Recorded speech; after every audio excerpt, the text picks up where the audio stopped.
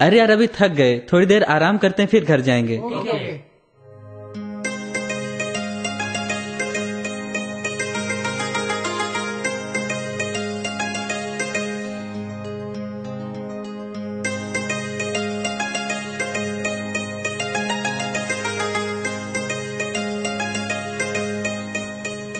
Friends, 14 फरवरी आ रही है। Valentine day के बारे में क्या ख्याल है? देखे नहीं खड्डे, देखी नहीं खाइयां, कूदा एक बकरा तो कूदी सारी बकरियां। फ्रेंड, तुम क्या बोल रहे हो? मुझे कुछ समझ में नहीं आ रहा है। वैलेंटाइन डे मनाने जा रहे हो, लेकिन क्या ये जानते हो ये क्यों मनाया जाता है? इसका इतिहास क्या है और इससे हमें क्या फायदे होते हैं? नहीं, बस इसीलिए मैंने ऐसा कहा। मित्र, तुम्हारे जैसे समझदार युवाओं के लिए आंखें बंद करके किसी का अंधा अनुकरण करना शोभा नहीं देता। यार यदि तू जानता है तो ही बता, ये कब से और क्यों मनाया जाता है? आज खेलते खेलते बहुत समय हो गया, कल बताऊंगा। Okay friend, let's go.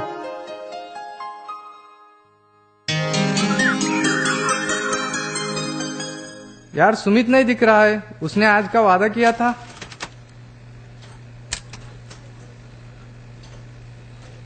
लो, मैं तुम लोगों की सेवा में उपस्थित हूं। हाँ सुमित, कल तुमने वादा किया था। मैं वैलेंटाइन डे का इतिहास बताने वाला था, जो मैंने अपने परम पूज्य संत श्री आसाराम जी बापू के सत्संग में सुना था। वो कैसा परदेश का षड्यंत्र है।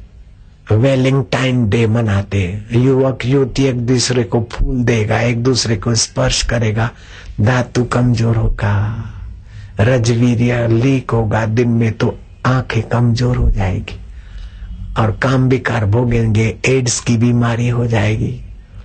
तो रजवीर्य नाश होने से ओज तेज नाश होगा तो आने वाली संतान कमजोर होगी। मेरे भारत की कमर काय को तोड़ते वैलेंटाइन डे मनाकर वहां विदेश में तो लोग दुखी हो रहे हैं। कितने करोड़ों करोड़ों बच्चियां ये वैलेंटाइन डे मनाने, 13 साल से 19 साल की बच्चियां, ओहो 1,25,00,000 बच्चियां गर्भवती हो गई विदेशों में। क्या अपने स्कूल की बच्चियों को गर्भवती करना चाहते? क्या ऐसा पाप वैलेंटाइन डे मनाकर अपने बच्चों को, कुंवारे बच्चों को बाप बनाना का पाप करना चाहते क्या? ये विदेशी कूटनीति के चक्कर से अपने देश की रक्षा करो।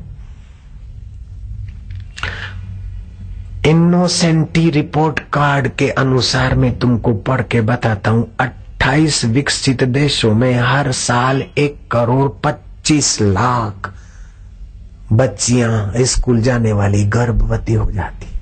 उसमें 5 लाख बच्चियां तो गर्भपात कराती, बाकी अपने छोटे छोटे बच्चे और छोटी छोटी जिंदगी मोहताज होकर सरकारी अन्न से जी रही है। क्या अपने देश में ऐसा करना है क्या? वैलेंटाइन डे के इतिहास के बारे में तो सुनकर इसके आयोजन के विचार की हवा ही निकल जाती है। पूज्य बापू जी का सत्संग ज्ञान भंडार है, उसमें जीवन को उन्नत बनाने वाला हर प्रकार का ज्ञान मिलता है। यार सुमित, तू तो ऐसी ऐसी बातें बोलते कि हम में से किसी को भी पता नहीं। लेकिन तू यह तो बता, इसे मनाने में क्या हानि है? यदि यह मनाना अनैतिक है तो इसका कोई दूसरा ऑप्शन तो होगा। यदि युवक युवतियां वैलेंटाइन डे आदि के बहाने एक दूसरे के संपर्क में आते हैं तो एक दूसरे के मानसिक भावों की तरंगे उन्हें मौका पाकर पतन की खाई में ले जाती हैं। चरित्र पतन के घातक दुष्परिणाम और इसका विकल्प भी सुनो। तो मैं तो चाहता हूं कि गणेश दिवस मनाए युवक युवती, कन्याएं अपनी मां को तिलक करे ललाट पर, सर्वतीर्थमयी माता मां को फूल माला पहराए और हे मातेश्वरी, हे सर्वेश्वरी, देवेश्वरी, तुम्हारा आत्मा पर ब्रह्म परमात्मा है, तुमने हमारी इतनी इतनी संभाल ली, इतना इतना मंगल चाह, हे मंगलमयी माता आपको प्रणाम है। तो माँ का वैसे ही वात्सल्य बरसता रहता है, बेटी के लिए और छलकेगा। और फिर बेटी ने जो हार पहरा दिया माँ को या मत्थे पर फूल ही रख दिए, वो माँ प्रसाद रूप में बच्ची को रख दे और स्नेह से आलिंगन करे। मैं तो चाहूंगा कि ये गणेश दिवस अथवा शिव पार्वती और गणेश दिवस जो नाम दो, अथवा मातृ संतान दिवस, वैलेंटाइन डे मनाने के बदले ये गणेश दिवस मनाए तो भारत का उज्जवल भविष्य हो जाएगा।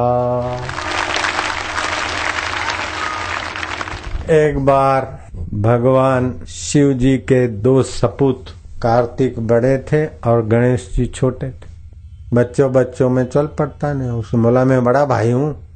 तो गणेश जी ने कहा बड़े भाई तो हो, लेकिन बड़प्पन खाली उम्र से तो नहीं होता भैया, बड़प्पन में तो मन से भी होता है, बुद्धि से भी होता है, आत्मनिष्ठा से भी होता है। आपस में जैसे भाई भाई, अच्छा तो माँ बाप को पूछते हैं हम दोनों में कौन किसका ज्यादा वास्तविक बड़प्पन है। तो शिव पार्वती के पास गए तो शिव पार्वती ने तनिक अपने आत्मा में गोता मारा, वास्तविक कौन बड़ा है ये तुम्हारे में होड़ लगी है। तो देखो ऐसा करो कि सारे पृथ्वी के तीर्थों की यात्रा करके जो जल्दी वापस पहुंचेगा उसकी बुद्धि, उसके मन और उसकी सूझबूझ का पता चलेगा, फिर निर्णय होगा वास्तविक बड़ा कौन।